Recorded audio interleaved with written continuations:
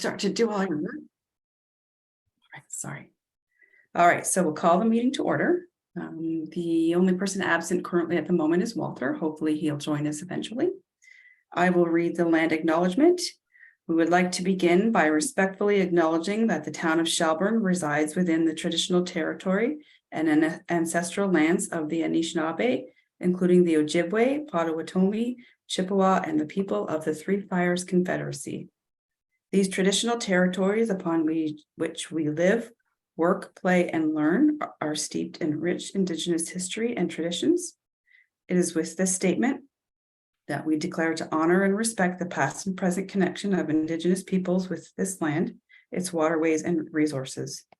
We encourage residents to review the call to action information by visiting the website that can be found on the town's website, Town of Shelburne webpage.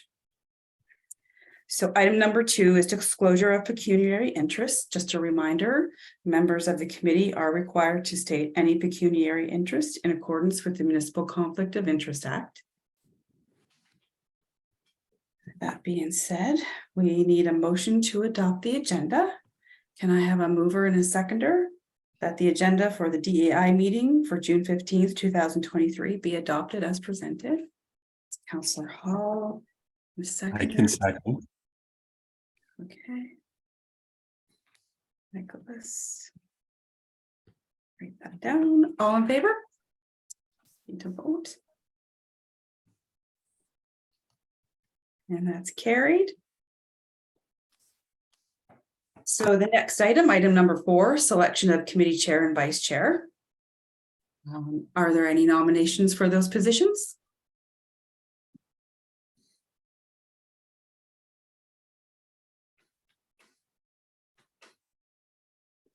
None? Nobody? Karen's muted. Yeah. I would like to nominate Nicholas, For which position? chair or vice chair, whatever he's willing or not willing to do. Okay, Nicholas, so there is a motion on the floor that the original was for chair. Are you willing to accept that position? I won't do chair, but if I'll do vice chair, just Right. because I have stuff going on and I don't think I would be good in the forefront. Okay, so you accept the position of vice chair? Yeah. Okay, is there any nomination for chair of the DEI committee? I'd like to nominate Ryan. Mhm. I accept. I suppose. Thank you. You accept the position of chair, Ryan? Yes, I do. Okay, staff are here to help you along the way, so no need to. All right, so I will read the recommendation.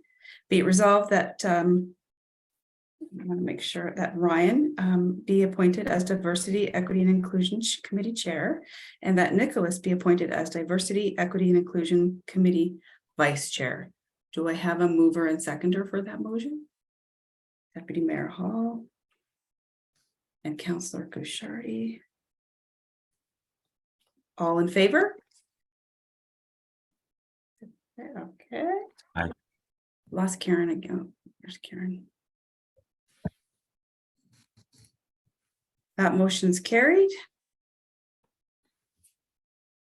Okay, so at this point, Ryan, normally you could take over chair of chairing the meeting, but if you're willing to do so, by all means, we recommend that, and I can help guide you along the way. I'll take on that responsibility for the next meeting. I'm still unfamiliar with the processes. Okay, no problem. The next item on the agenda is adoption of the minutes from the April 20th meeting. Is there a mover and seconder for that motion? Councilor Gushardi. I'll second. Nicholas, okay. All in favor? Raise your hand. 1, 2, 3. That motion's carried. So the next item is item number 6, general discussion items for general information. The first update information is regarding committee members' resignations and next steps. And so we've had some resignations of those that were formally appointed at the March meeting of council. Council had struck a review committee to review the applications that were received. 3 members have resigned since then, and the review committee met again on Monday, June 12th, to review the applications that were already on hand. And some recommendations are being made to council for the June 26th meeting of two new members to be appointed. That still leaves a vacancy of 1 position. That being said, at that point in time, for 1 position, it's recommended that we still continue on with that vacant position. Should someone at some point in time decide within the community decide that they would like to become a member of the DEI committee, the review committee would review the application received and from there decide what make a recommendation to council for appointment. So any questions on that item? Looks like we lost Karen again.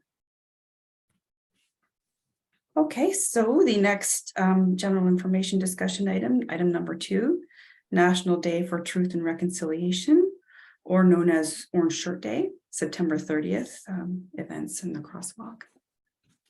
Thanks, Jennifer. So I'm just going to provide the committee with a general update and then ask for your direction with respect to the budget for the 2023 event. So just the general background is the last DEI committee and within their term, we had a different approach on the event in 2021, and then it evolved in 2022. There was a general discussion last year, which staff understood would be the format going forward, but just want to reiterate that and confirm it through discussion, that we would always hold Orange Shirt Day in recognition of National Truth and Reconciliation Day on the actual day, which is September 30th, as opposed to moving it to a weekend, for example. Last year, we created a program format, which was based on a ceremony, speakers, a candlelight walk using obviously LED candles, and that a strong emphasis was placed on this event not being a party or a celebration, but truly a time of genuine reflection to pay tribute and pay our respects to the tragedy of the residential school system and all that our Indigenous community has endured through colonialization and a whole series of different policies. So we planned at this point to replicate that. So the Orange Shirt Day, or September 30th this year, is on a Saturday. We plan to work again with the Dufferin County Cultural Resource Center. They were instrumental in providing us with speakers and ceremonial oversight last year and leading the walk as well. We need to have the crosswalk reinstated because it's faded out to completely being unrecognizable. And our intent is to get that done in July. So we have it well in place for the event in September. It would be again at Jack Downing Park, and the walking path tour for the candlelight session of this is about 1 kilometer. So it's not a difficult walk. And then at the same time, we will also be holding, as part of our Town Hall Art Gallery series, a special exhibit dedicated to Indigenous art during that time. So we can also look at other programs if you wish, separate and succinct from the September 30th event. That could be held in Grace Tippling Hall, for example, a speaker night, a forum, a public engagement session. That would cost potentially a little bit more money in terms of that. But what we're expecting, if we replicate last year, that we would probably, of the DEI budget, devote between $1,500 to $2,000 maximum. And that would cover mostly the cost of the elders and any other speakers that we needed to pay as part of that night's ceremony. So that really is the highlights. I'm just asking for a formal motion from you to consider dedicating the budget of the DEI committee this year, which is about $15,000. And happy to answer any questions.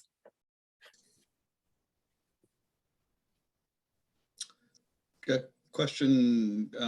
Sorry, Denise, the sidewalk, is it still going to be located at its present location? I know there's conversations about moving it. So we had looked at the timelines for the roadwork reconstruction related to the stormwater break. And we don't think we're going to actually be doing that in 2023. So Okay. we've discussed with staff that the most strategic thing to do is to reinstate it where it is. It's a great location. We don't want to move it. And knowing that if the work is even done after December, the snow is covering the road. So we think it's a great and high profile alignment. So we won't be, we're not planning on relocating it. I know I mentioned that at council, but we've since had a conversation that we'll just keep it where it is. Okay, thanks.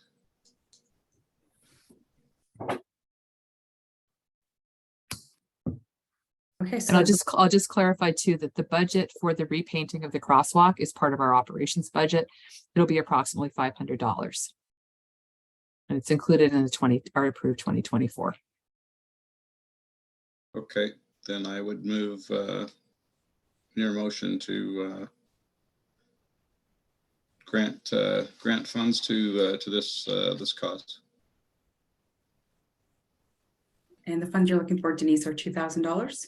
Yeah, I'm up to, it may not be the full amount, just want some flexibility. And that it would be funded from the DEI budget. Up to $2,000 from the DEI budget. Okay, so we have a mover as Councillor Bouchardy. Is there a seconder? Ryan? Okay. Let me just finish writing that out. DEI budget. Okay, all in favor? Okay. Okay, so Jennifer, I just might add, we'll need worker bees. So we'll be reaching out to all of you, not only for the ceremonial responsibilities that you'll have, but we may need some modest on-site help for setup with staff doing most of the heavy lifting and the pre-prep. But just to let you know, what we usually start this around 6, so that sunset is when the candlelight walk is starting. And if people can be prepared, and we'll give you a lot more pre-op or pre-information as we get closer to the date, but usually we ask you to try to be on site just as we're ready to get going. Okay, so that's September 30, right? A Saturday, September 30th, Okay. and Jack Right. Downing Park. We also have, obviously, as part of the ceremonies, the flag raising. Notices going out on Facebook or email? Yeah, Nicholas, I mean, in terms of this for you, or in terms of public engagement? For public engagement. Yeah, we do a massive public campaign. We do social media, we do the free press, our page. We do some contra with our radio partner 105.7.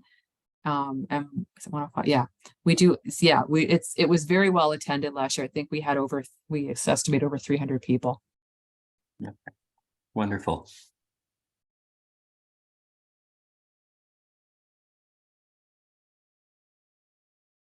I haven't heard the word contra used in that way in many a year,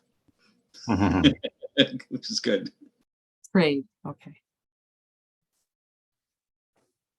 Okay, so next item under general information is Black History Month, which is February 2024. I think Denise probably has an update for that one as well. Thanks, Jennifer. So we actually have to consider what the DEI committee will do for 2024's event. It needs to be looked at in 2023, obviously, because it comes upon us quickly. The last 2 years, we have let the Dufferin County the Dufferin County Canadian Black Association has been the primary lead, with the DEI supporting them and being involved primarily through funding the event. Last year, there was an art exhibit as well as a panel discussion and a series of speakers, which was held at Grace Tippling Hall on one night. So this is just to let you know, we need to start thinking about how we want to structure this year. And it could be a multitude of partners, but we'll probably bring back something more at the next couple of meetings and then strike a team or do an outreach to Alethea Stevenson O'Hara with respect to potentially having that organization deliver something in Shelburne. Again, I think the last 2023's was a huge success. It was well attended, and I think it was very inspirational for those that participated. and a very strong learning opportunity. And it ensures that it's physically in Shelburne, which is important. It was complimentary, which was fantastic. And again, I think the feedback that we heard that it was a tremendous evening. So if you have ideas on what you would like us to do, please let staff know and share with the entire committee. And if you would like us to look at a partnership initiative as opposed to us trying to deliver it all directly as the town of Shelburne through the DEI, we certainly can make sure that we do some outreach and create a program or an evening, if that's what it is, that will complement the art, which is going to be for Black History Month. It's going to be a Black History Month exhibit in February to, I guess, fulfill the mandate of the committee in terms of diversity, equity, and inclusion. And if anybody has any suggestions even now, certainly appreciate your input and ideas so that we can get the ball moving, rolling, whatever we want to do with the ball.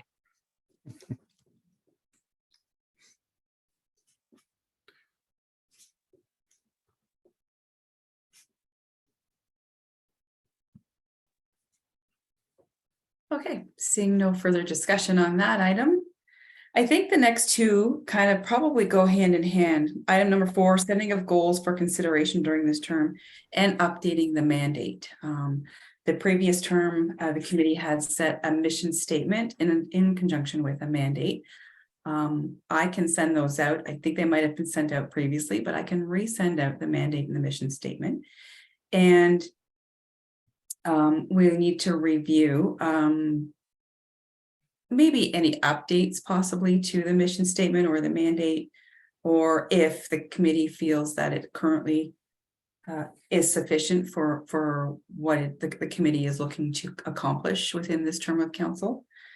And maybe the item number 4, if anyone has any ideas, by all means, please formally unmute yourself and we can open this up for discussion.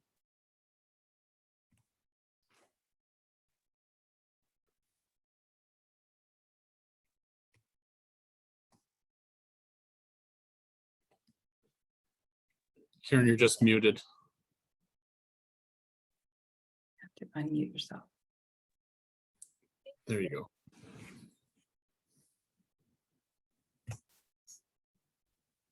We can't hear you. Your audio is not working. There we go. That's Okay. better. My Zoom without my headset. We tried and tried, but anyway. I think it's really important for the Black History Month is to collaborate with Dufferin County Canadian Black Association, because Alethea is very strong and she knows a lot and she knows what's going on in the county, and whatever support, we can, maybe that, give us some time to think maybe next month how we can collaborate, or someone get in touch with Alethea and see what she has in mind. Do you have any ideas for any setting of goals for consideration during this term? Goals? Okay. Oh, I thought we were talking about Black History Month still. Okay. Have to think about that. I have to set some goals. We can set up some meetings, some subcommittees to accomplish certain things. And, my heart really lies with the disabilities piece. So I would like to head up a subcommittee for disabilities or abilities with some, maybe 1 or 2 people supporting me. So I do have some ideas of what I'd like to see for the town of Shelburne. I've done a lot of research as I did in last term. So I have some ideas that I'd like to share at some point, get my thoughts together. But part of the thing that I find about the town of Shelburne right now is the accessibility piece. Like I walked around the whole downtown core last year, and like the number of non-accessible businesses was a lot higher than the accessible ones. And through some committee work, I've reviewed what other towns have done, and and how to reach out to store owners and how to make them more accessible, what their responsibility is or what they would like to accomplish, and give them some tips on how to make them more accessible without, you know, any financial or very little financial outlay. So maybe what you could do is put your ideas within an email and send them off to Alice so that they can be listed for consideration and further discussion at the next meeting. Okay. And Denise, looks like Denise. Yeah, thanks, Jennifer. So Len, I don't know if you wanted to provide just a general overview of what we have discussed with Carol Maitland as part of the economic development and the downtown review and the potential, because to build on what Karen said, I think that relooking at the mandate or the mission statement, because this committee now includes accessibility, even though the name didn't change, would probably be very beneficial to make sure that that's formally reflected as part of the statement. Len and I had a meeting because Len is very passionate about downtown accessibility. So I'm just going to ask him if he could just share some of that conversation and where potentially we see DEI playing a leadership role in this. Okay, thanks, Denise. The meeting we had last was a week ago, Friday. And I have had meetings with, because I'm on the BIA committee, and I've had meetings with BIA. So we're looking at hopefully having BIA at least endorse, if not support in some fashion, either an accessibility audit or encouraging members in the downtown core, because the majority of the businesses that are not accessible are in the old part of town within the BIA's region. So at least starting the ball by having them support or endorse an accessibility audit. We're waiting on a grant still, Denise, if you can. There was a $30,000 grant that is still in play that we're waiting on, and we had discussed maybe approaching a couple of the bigger players like the bank or IDA to maybe start the ball off. Here we are with this ball again, but it's not going to be as quick a process as we originally hoped, but maybe by having a couple of the bigger players set the example for the rest of the downtown core, if we can convince them to make those adjustments to their storefront in regard to accessibility and also inside in terms of accessibility, then that would possibly encourage others to do the same. Again, it's going to be some sort of a big cost outlay for the property owner or the business owner, and the amount of encouragement, anything we can do to help in that regard's going to help. So do you want to fill in the blanks there, Denise? No, that's great, Len. So we're waiting on a grant, and we have about 30,000 in our community improvement plan, which is for CIP, means it's usually driven for facade improvements. So businesses might do like window adjustments, awnings, signage, so traditionally that's what it's been used for, but not for, say, retro for accessibility, which we were hoping would be something that a business would see as a huge priority, but we're not sure there's an alignment there. Len, we had also talked about maybe potentially once we have a better, I guess, handle on the information, if we get the grant, that in addition to having a couple businesses pilot and creating a leadership role, that we would create a leadership role through messaging and education, and potentially have a little trip where we would identify some communities of our size that have created really great transitions and have embraced accessibility, to let you see who they may be, that we can bring that back to this community and try to replicate it, and then potentially even get our own sponsors or grants. So we're waiting on that grant, but it doesn't preclude us from doing stuff. And I think, Len, you had mentioned how important the ramp program was, and that we might be able to just resurrect that in some fashion. You may get up to the door, but whether you could get in is the other challenge. Yeah. So the audit is critical. And then potentially, if we have to supplement our own budget, we have our side of the 30,000 for the CIP. And then maybe a little bit of the DEI budget might want to be contributed to something if a store wants to step up and be a leader, but needs some financial support to create those physical transitions. So that's it. It's an exciting opportunity to make a change. As Len said, if you go to the new developments or the new commercial developments, this is not an issue. And as Karen noted, is predominantly and exclusively, and again, understanding these are old buildings. They're historic in some ways. It just, it was a physical challenge, and it continues to be a physical challenge. But we believe that there are ways to rectify that, to create barrier-free access for members of our community that need access. And I could maybe give a bit of a brief update coming from accessibility, the former Accessibility Advisory Committee.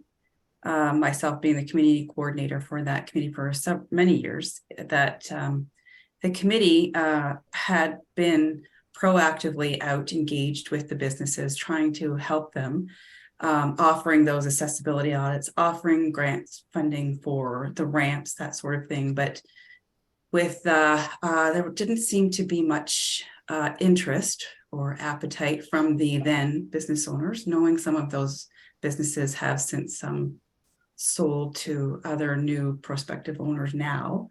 That being said, the province did change the Ontario Building Code. So any new permits, any renovations that require permits, there are integrated accessibility standards now within the Ontario Building Code. And so that's why with all of the new builds that you see right now, they are accessible because they're under the building code, they have to be. The Accessibility Advisory Committee, formerly, they were very active out in the community, trying to. They just weren't. They weren't getting any feedback from the store owners. They did at one point. The Economic Development Committee used to hold a EDC breakfast. They had made several presentations to the economic development folks that had attended the breakfast. And there just wasn't much feedback or information provided to them. So they struggled with that. And then what happened when there was no appetite for change, they did focus in on accessible playgrounds, that sort of thing, and kind of refocus themselves. I did raise this, thanks, Jennifer. I did raise this with BIA on our last meeting. They're kind of on the fence in terms of on one hand they see it's a good thing for the community and an important thing for the community, but the other hand they're looking at the inflicting the costs to be borne on the businesses or property owners, because it's going to be a renovation basis. So that would be a big step for the downtown business, the downtown buildings. But I mean, it's an important step. And as long as we can encourage them and maybe demonstrate that through the pilot, that a couple of the, that it's beneficial as a business plan or a business model, it might encourage more and change BIA's focus. I would tend to agree with that as well, with the pilot and the education program, that doing that would increase the knowledge, ability. We may even get some sponsors out of it. So it's a good idea to get the ball rolling. And while we wait to see if that 30,000 is going to get approved. But I think we have to start somewhere, and that's a good place to start.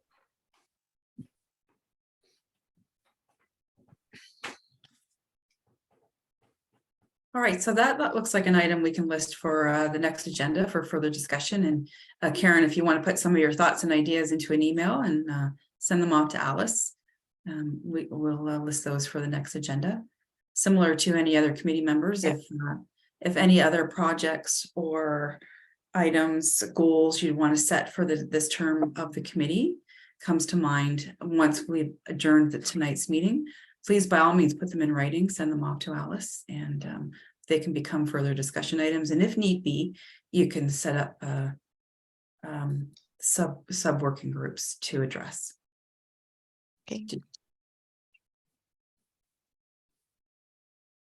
Okay, so what we'll do is we'll send out the mandate to you so that you have time to review it and read it over before the next meeting. We'll list that again as another discussion item for updates. And as Denise had said, I think what will need to be updated is an accessibility portion within the mission and the mission statement and the mandate of the DEI committee. Is there any other items you'd like to discuss? Any new business for this evening? Just a real quick to clarify, we said our budget was 20,000 this year. It's 15. 15, okay, so 15, and then we've already earmarked up to 2 for the Indigenous celebration in September, so we're basically playing with 13 then. Okay. You will need, to Karen's point, if we are going to have a collaboration, we will need money for Black History Month. Okay. Last year we committed $2,500, which was very reasonable for the scope of program that was delivered. So I would suggest that you could probably expect, and we will do some outreach immediately to Alethea Stevenson O'Hara, maybe 3,000, depending on what program is put in place for this year. Mm-hmm. Thanks.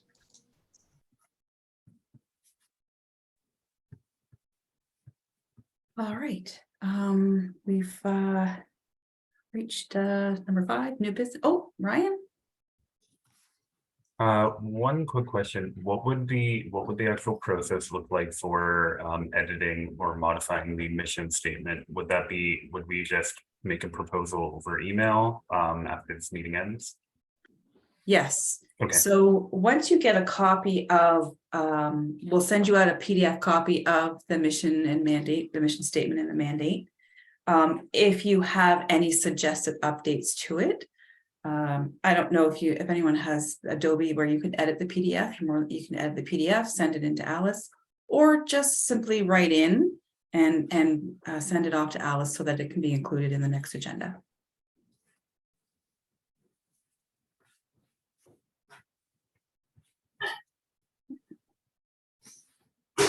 Okay. So just sorry, Jennifer, just process wise, sorry. last time it took a while. It was a very engaged conversation about coming up with that mission statement. So we might need to devote a little bit of time, especially if 3 or 4 people have submissions. You'll want to review all of them and then digest that, and then hopefully suggest what you would like to be the new mission statement if it's revised, and then approve that so that we can then share that formally on our website as well. So hopefully what Jennifer said, we'll reshare it.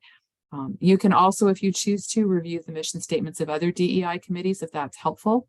And just to follow up with Len's comments, staff had shared with him some significant resources for downtown accessibility, including the Ontario Downtown Business Association.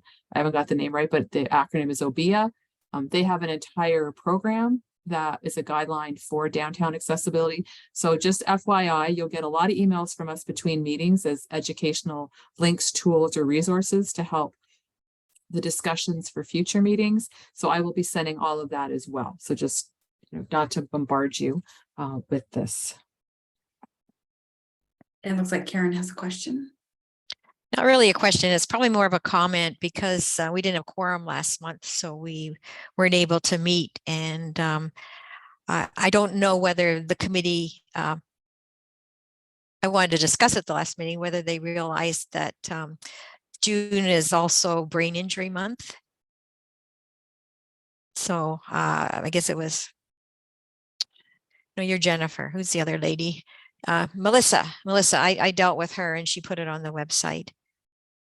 Yes, council also to educate people about Headwaters acquired brain injury. Then it was accessible to, really wanted to get the word out that there are there are places to go if if you know someone that has a concussion or any form of brain injury. There is a support group in Orangeville that meets once a month. And that was sort of part of what went on the website, but I just wanted to bring that to your attention. Because a lot of people don't know about it. I know when my daughter acquired her brain injury, I was very, very lost. And when I found this support group, they were like a port in the storm. So there's a lot of people out there that sort of need the support, and they need, and in that support group, they also have people that understand what they're going through. Whereas, although they're loved by their family, if they haven't experienced it, they don't really know what they're going through. So it is educational as well as support, and also for caregivers as well. So just to clarify, Karen, we actually do a proclamation as well. It's now part of our standard proclamation. So that was done by the town and read by the mayor and council. And we also shared what you just referenced, not only on our website, but on our social media linkages. So it was shared quite widely. Yeah, I realize that, but I just didn't know, it wasn't really brought to the attention of the committee. Okay, right. Because we weren't able to meet last month, and I just wanted to Yeah. inform them. Yeah, thank you. Okay, looks I like want- Nicholas has his hand up.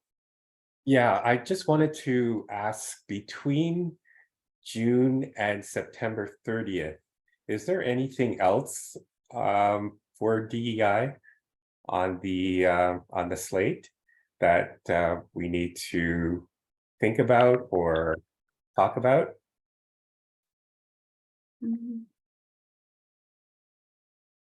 I can't think of anything off the top of my head. Are you talking about like recognition wise or proclamation wise? Recognition or any initiatives that, as the DEI committee, that we should be involved in? Because we do have accessibility, we have brain injury, we have Black history, we have pride, we have the truth and reconciliation. I'm just wondering if there's anything else that we need to think about. I can let you know that Wednesday is National Indigenous Day, Wednesday, June 21st. That's next Wednesday. While it's council has read a proclamation, and that will be recognized on the town's social media sites. There is no flag to raise for that, but it is being recognized by the town. As for other proclamations or recognitions throughout, I can't think of any. I'm just going to go to our website because they're all listed on our website. See what I can find. And while you're doing that, Jennifer, I'll just interject. Nicholas, that would be part of your work plan that we need to develop Okay. after September. So that this is a small group. I mean, I don't know if somebody else besides me wants to speak what we had for Pride for June between the crosswalk and the flag, maybe Ryan, because you were there. And then what I had mentioned in terms of a report to council, and this is flowing out of information we shared with the last DEI committee, is that our goal is to look at a sidewalk crossing or a sidewalk painted program with up to 10 locations. We may have to rethink where we put them, because the more cars that drive over the paint, the quicker the wear and tear is. But certainly that's something in terms of, while council approves a location, we would hope that the themes or the messages on each one would be something that would be vetted and spoken through the DEI committee and then recommended. We had said to council, though, that we expected, I said verbally, that it would be lovely at the post office in close proximity to the Legion to have a Lest We Forget crosswalk. We want to create a walking tour capacity for this and an educational opportunity. So Nicholas, that's something we certainly want to vet with you and have you all engage, so that what would be the other 7 themes that we would look at that are a celebration of not only arts and culture, but a DEI strong message. So we'll keep you busy, Nicholas, if you're worried. All right, sounds good. The other, Can I one other recognition day, August 1st is Emancipation Day. And so council does read a proclamation for that. There is no flag raising. There might not be enough time for the committee to formally recognize that this year, but definitely within your, as Nisa said, once you develop your goals and work plan for this next term, that may be something you want to recognize for next year. And I just wanted to add to that, Juneteenth is coming up. I know it's recognized in the US. I'm not sure if we want to do anything just to recognize it here, just to bring awareness. Something that we could, maybe it's too late for this year, but maybe next year.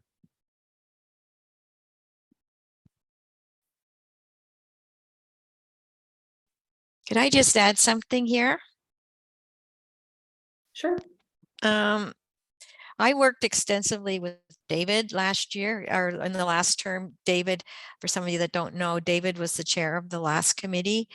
We created an Excel spreadsheet of all the days throughout the year, all the celebrations and that sort of thing. And it was more so we could bring it more of an acknowledgement, not that we have to do anything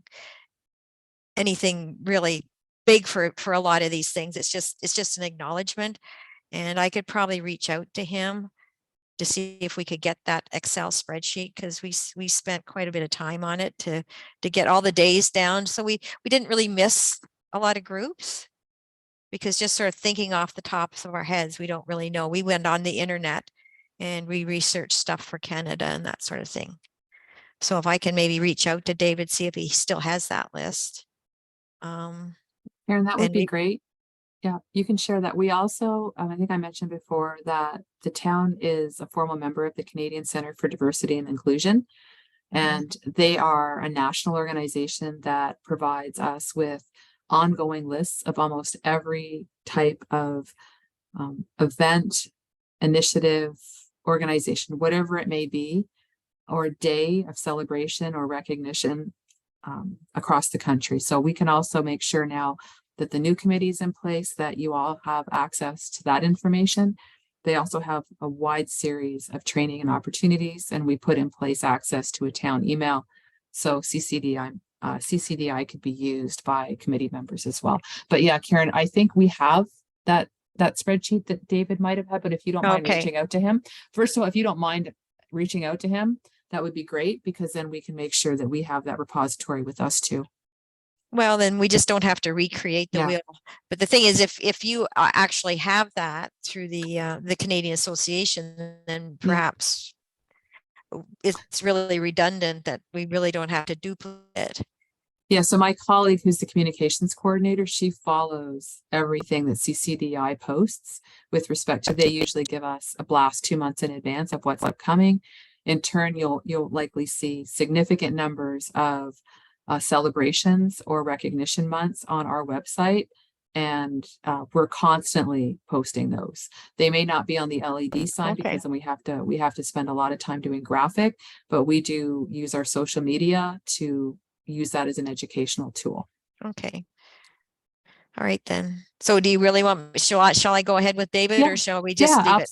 Absolutely. And just in case there's something that we hadn't included, it'd be great to make sure that we're being very comprehensive. We even did some world celebrations around the world and that sort of thing as well, that were added to our list. So it wasn't all about Canadian celebrations.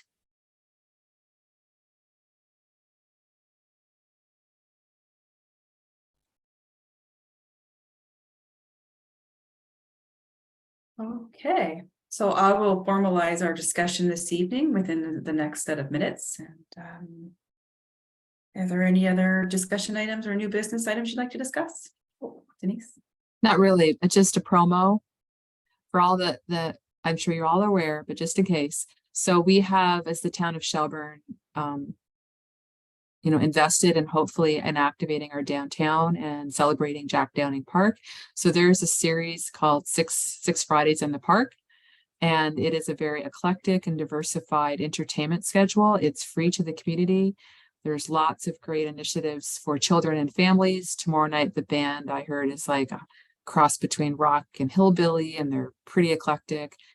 So William Street is closed. You bring your own chair. There'll be fantastic music, food and entertainment. And it's, I think, this Friday, next Friday. Then we skip one, but we'll get you the schedule. So just if you're out and about and you want to come downtown, please join us.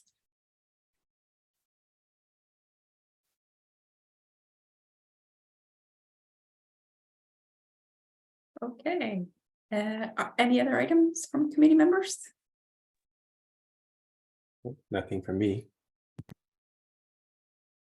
Okay, we'll formalize tonight's meeting within minutes. We'll send out to you the mandate so it can be updated.